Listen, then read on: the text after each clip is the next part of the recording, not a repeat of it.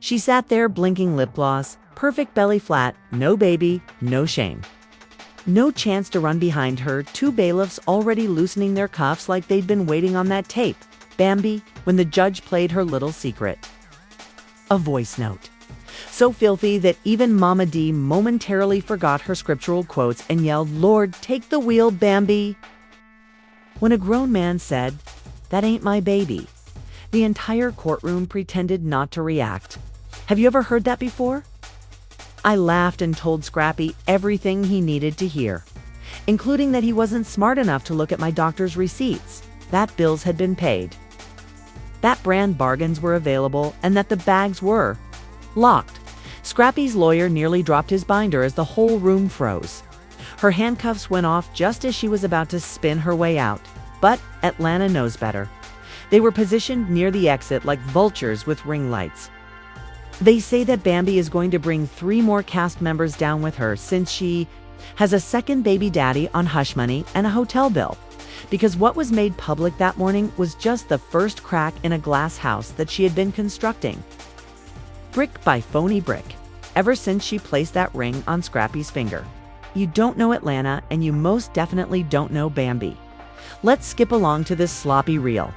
The lie started much earlier, when Scrappy's record failed and Bambi recognized that no more smash singles meant no more fame. But everyone thinks that Bambi's worst transgression was faking to have a pregnant belly. She started to sow the seeds for pity parties on Instagram in order to obtain more easy red carpet money.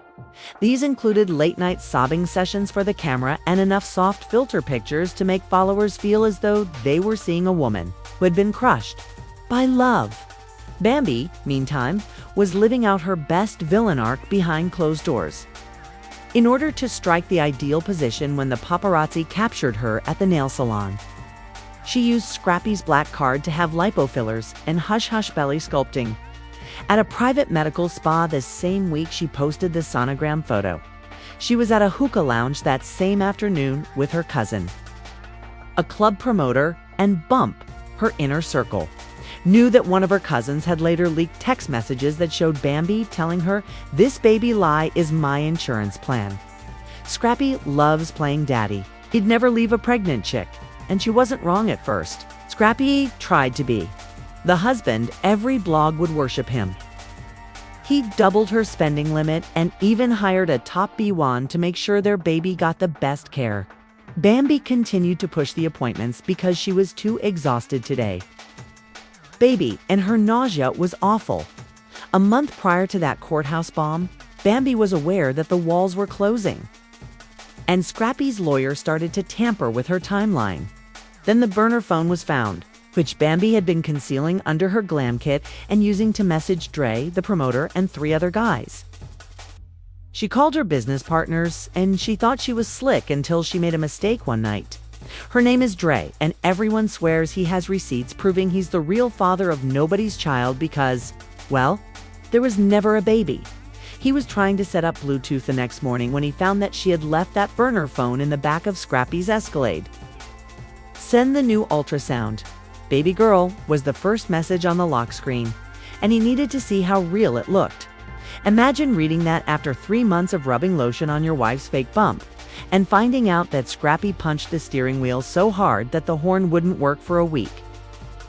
Rather than screaming or dragging Bambi by her lace front, as Twitter would have loved, he called his mother, and she is Mama D. Let the hair hang herself. Don't say anything. She told him Mama's got a plan, adding that she thrives on chaos. While Scrappy acted like a normal person for weeks, kissing her cheek, posting cute videos, and fussing over crib shopping, Mama D went full grandma mode. Locating Dre's Instagram burner screen, taking voice notes, hiring a private investigator. The same investigator who had previously caught Kirk Frost cheating, and making a folder thick enough to split Bambi's online persona in 2. Then came the courtroom confrontation, where the judge saw hip-hop and petty love. Simple as day, don't worry about Scrappy. It's weak for me, Bambi said to Dre. He'll sign anything. He doesn't even know about you. But he's paying for 2 residences. The stenographer's laugh was the real kicker, as she laughed as though she was proud of it, as if Scrappy's loyalty was a joke and her fake baby was a prop. Normally, Thursday content would include fights, wigs being yanked, and drinks being thrown. But even the bailiff gasped when he pressed play on that hidden audio. The prosecutor ordered immediate detention, and Bambi's lawyers seemed to want to be anywhere but next to her. Screaming that it was a setup and blaming Stevie J, she even screamed Mama Day's name, as if she hadn't watched her entire kingdom fall from the front row of the gallery.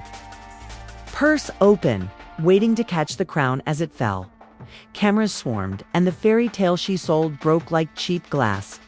Scrappy didn't move. Instead, he stared straight ahead, and his eyes were tearless. That tape is just the tip. Sometimes the monster isn't hiding under your bed, sleeping right next to you.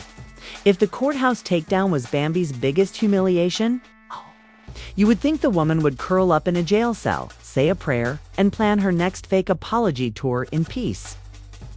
This is the same Bambi who once told her hairstylist, "Scandals make you trend faster than talent ever will." Scrappy's name was cleared in one blow, and the streets of Atlanta were about to learn just how many people Bambi had serving as extras in her drama and how deep her lies really went. Let's start with Dre, the promoter who thought he was untouchable because Bambi had him hidden behind burner phones and fake cousin titles. At 3 a.m., a leaked voice memo appeared on a gossip page, and Dre was half drunk and boasting, "Yeah, that's my shorty for real. You know, the internet never forgets." And screenshots had already surfaced on every blog from Atlanta to the messy cousin in the shade room. "Scrappy didn't even realize he was paying my rent. Dummy, boom." The next morning, Dre's Instagram was completely cleaned up, every club flyer was taken down, and every thirst trap was erased. Meanwhile, Scrappy's lawyer wasted no time in spreading the word that within 12 hours of Bambi's arrest, a new court filing hit the judge's desk, demanding she return every cent he paid during the pregnancy. Clown said, "My boy got played by a belly pad, but he's going to get every dollar back." Scrappy's friend shouted live from the studio, "My boy got played by a belly pad, but he's going to get every dollar back." She also told a nosy bartender that Bambi had a plan C all along, a fake miscarriage stunt just before the reunion taping to turn herself into a victim and get a sympathy contract extension with Mona Scott. Bambi had everything planned.